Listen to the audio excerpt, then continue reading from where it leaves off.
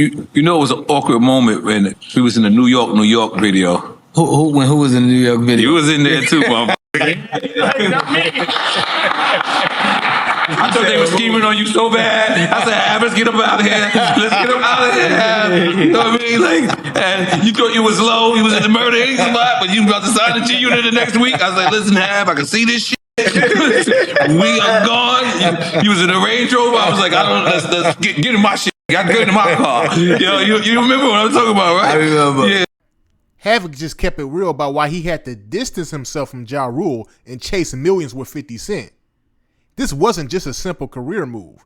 The truth is, Havoc knew the industry politics around Ja and 50 made it impossible to take both sides. Once that beef exploded, you couldn't sit on the fence. If you were with Ja, that meant you were against 50. And when you're mob deep and you're trying to grow, you can't let somebody else's war keep you from opportunities. So Havoc had to create distance. Some fans might call that betrayal. Others see it as business. But either way, Havoc understood that standing too close to Ja Rule in the middle of that war meant taking some major losses. And instead of being dragged down, he flipped it into a win with 50 Cent.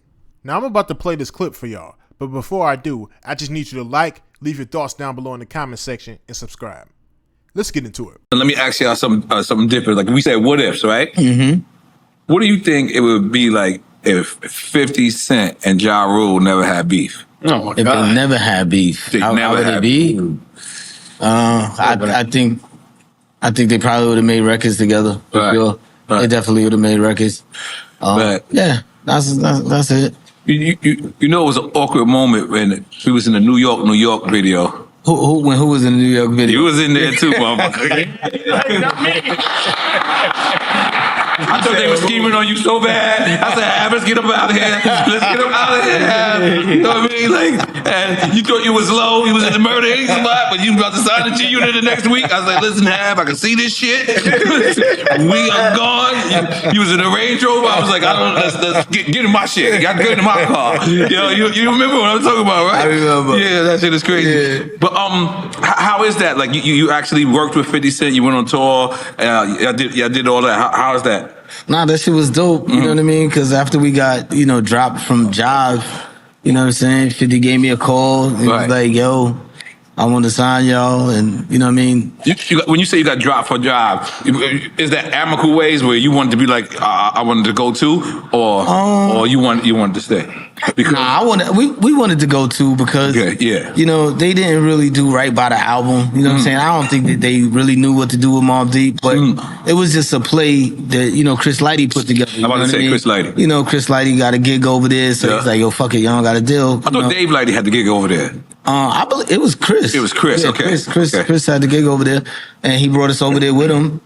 And to me, the album did good. You know what I'm saying? To sell 150,000 copies in your first week. Right. Yeah, that's the fact. Yeah, but that's gold automatically. Yeah, you ship gold automatically. Right. But back then they that wasn't good for them. Yeah, but Jive is like a pop label. like a Columbia. Yeah, it's like Britney Spears. No, but Jive has Tribe. That's right. Yeah. But then let's talk about. So then you started working with 50. Let's talk about that and G Unit. Yeah, so then we got pushed into the G Unit movement, which was dope because it was just a bunch of fellas from Queens. You know what I mean? Just felt like it seemed dope from the outside. Hell yeah. It looked like a dope environment. It was dope because the energy was crazy. You know what I mean? Like, Mobb Deep at that point, we was used to doing venues, like 1,000, 2,000 people, maybe 3,000. But then when we started fucking with 50. We was fucking doing stadiums, you know what I mean? And that shit was, it introduced us to a bigger audience, you know what I mean? The fans was like our fans was like kind of coming at us. And I'm like, for what? Like, you know what I'm saying? They was mad at you? Yeah, because, like sometimes people I think artists to fans are like, they children. Like, they don't want to see their children grow. I love that breakdown. I love that breakdown. That's real. I like that breakdown. I understand you. No, I've never heard it before. But I understand exactly what you're saying. Yeah, that's how they feel. The fan thinks they're the parent, you're the children. Right. Yeah, so if they see us doing something different, they don't want to see us grow. They don't want to see nothing. They want their baby to stay the same. It's like, nah. You know what I'm saying? Yeah. You got to go through your own growing experience. Yeah. saying? That's real shit. That's real shit. I've never heard that. But that's a great. I thought what you guys did on the Gino shit was dope too. It was very Mob Deep. Not exactly. I mean, and it was Queens. You know what I'm saying? At that, sure. you know what I mean? Like I said, you know what I'm saying? Sometimes the fans, I mean, they don't want to see. You thought the fans was coming at you for being on yeah, you know what I'm saying? I don't pay attention to a lot of comments most of the time, but you know, when sometimes you bump into a lot of like hardcore Mob Deep fans, you know, they just like they Mob Deep. You understand what I'm saying? Right. And they just they don't care. It could have been with anybody. You know what I mean? You don't even know what level of fan. They might be just infamous fans. Like, this is where they stay. Right. They live there. They don't want you to do, they don't want you to work with nobody else. Just stay like you are. Stay dirty and bummy. You know what I mean? Don't move. What, you got money? No. We don't like you no more. You need to be broke. Do music. You can't make fun of me. I know it's being funny, but it's real. It's real. It's actually true. Like, I be reading, like, I read my comments like, they're like, you in the Mafia Coast? Yes. But then they get mad at hip hop not keeping it real.